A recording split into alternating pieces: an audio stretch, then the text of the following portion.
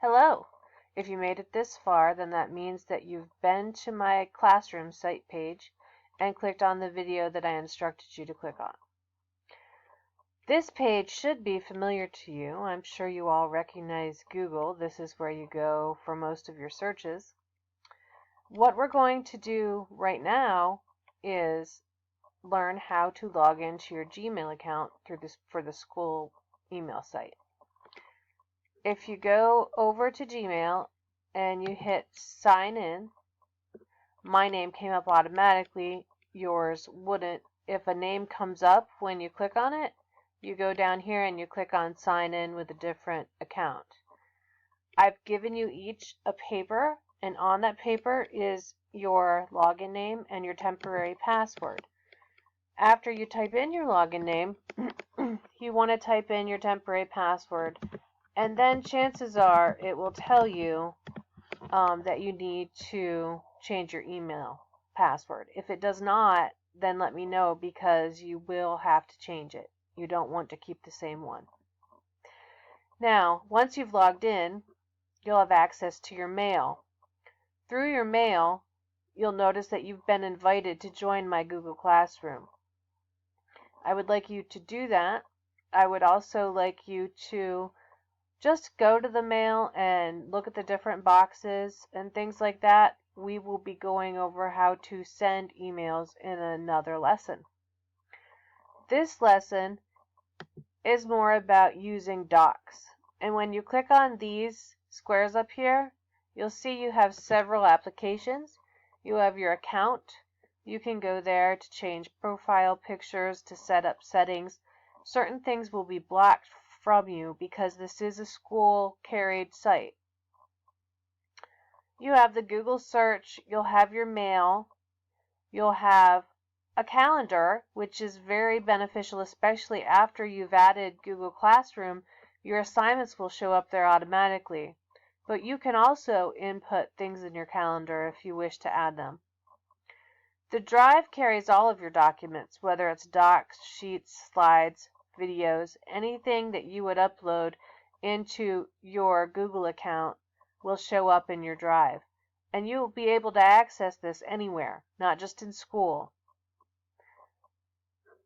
There are sites which you can create, which we're going to talk to you about that when you get a little bit older. Slides, which are what Microsoft calls PowerPoints, and sheets, which are more for mathematical applications or to store data. They're also really handy if you're doing lists and you might want them alphabetized or numbered, things like that.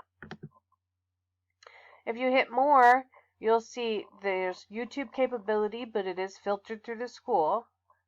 Maps, news, words, photos, translate for your foreign language classes if you need some help. Vault, Hangout, and Forums. Once in a while we might use Hangouts just to have some discussion. I prefer that we do it face to face, but if you are more comfortable adding your 2 cents on the Hangouts, then we can do it that way. And sometimes I might have forums or polls for you to fill out that will be placed right in the Google Classroom site. Now, if you would go click on the mail link, it will take you to the Gmail site. So as you can see, for Gmail, I've made my page look a little fancier. You can do that if you go into your account. You can change your settings for your backgrounds and things like that. For right now, you should, in your inbox, you should have a list of mail, and one of the things that will be in there will be that you have been invited to my classroom, my Google Classroom site. If you click on that, it can link you directly to the classroom site. As long as we're here, though, let's take a look around. So, as I told you before, your inbox is where you have your mail that's coming in. Sent mail will be anything that you have sent. If you start to type a draft but you don't send it, it'll show up here. You can create your own folders to store things, maybe emails from different classes, things like that. If you want to send an email, you hit compose. Then you would put the address of the person here, the subject. I have a closing on mine that can be added through the account, but you do not need to do that. You can change the font, the settings, the text, things like that down here. But you can also attach files. So when you're doing the assignment and you have a Word file, you send that through as an attached file. More often, you will be creating your documents in Google Docs and just sharing them with me. But you can also add links here if you'd like, things like that. When you're done, you would hit send. Now, let's go to Google Classroom. All right, so this is my 7th grade classroom.